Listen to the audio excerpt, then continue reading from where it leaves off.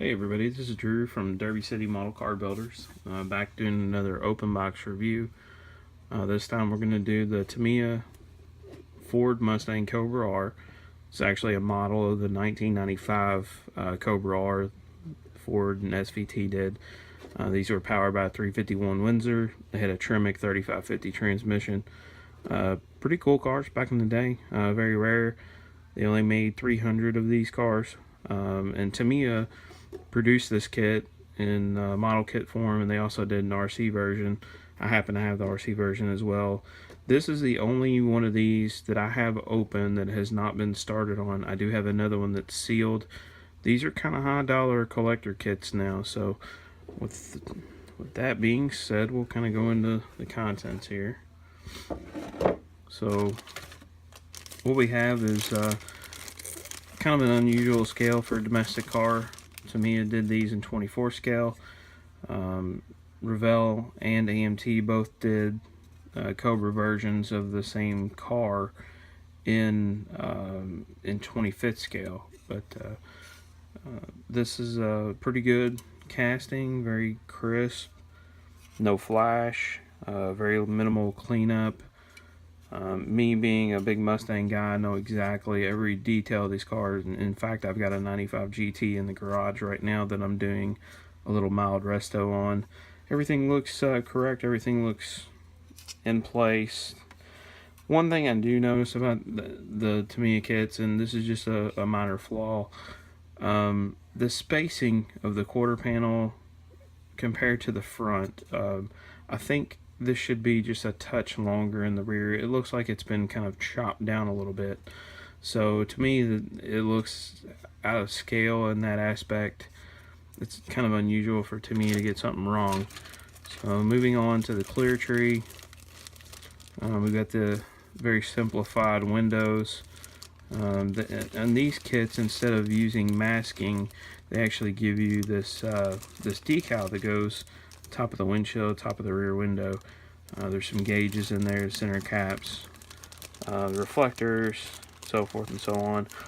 The tail lights on these cars are just a pain in the butt to mask off, because in between each one of these bars should be the body color of the car. And then on this particular version, with it being considered an export model from Ford, that's why they modeled this particular kit. The bottom light should be amber in color on an export car, but you know, you can build it however you want to. They did a very simplified engine on this car, basically just the intake with the duct and the mass air meter and the air box is all molded together. The heads, you can see the valve covers are molded onto the heads. The block is in two pieces, which is kind of weird. Intake manifold's very simplified, not a lot of detail there. All of the accessories are all very simplified. Water pump, alternator, air pump should be down here. And moving on to the chassis again, what really gets me is Tamiya, they cut some corners on this kit. First thing is first, this has got an automatic. This AODE would have been 94, 95. They did another version of this kit, which I happen to have, which there's a lot of little inaccuracies about this thing that kind of get under my skin. You can see the fender flares, again, that's for an export car. Over here you notice that there is a clutch pedal, a brake, and a gas pedal, but again, we have that automatic transmission there. This does include the standard GT wheel. These are GT seats. The Cobra R came with a very flat, basic V6 style seat. They did get the spoiler, the front bumper, and the rear bumper correct, and they're pretty clean. They do need a little bit of cleanup along the edges, or some flashing and stuff there. The interior tubs, pretty basic. Really, this is kind of I'll call it an over-detailed curbside kit. So that's essentially what it is. Moving on, this particular one, I've already removed the wheels from the tree.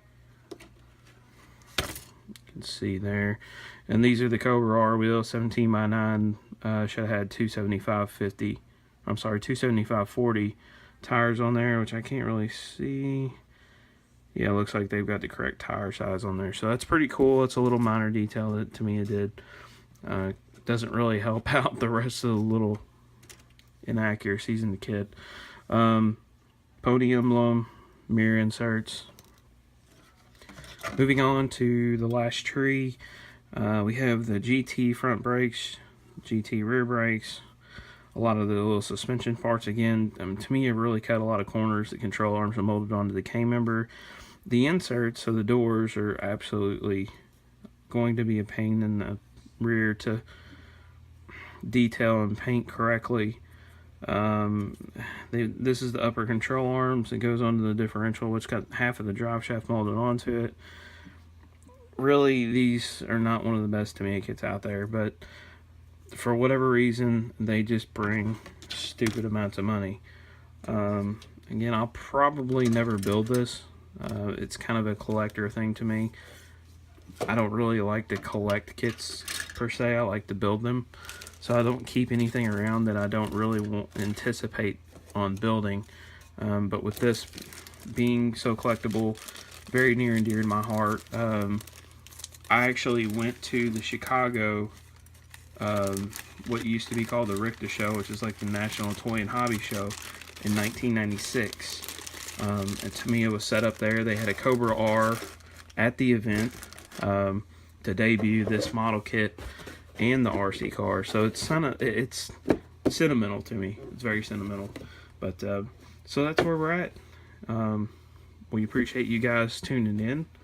Definitely post up pictures of your builds, works in progress, tips and tricks, how-tos.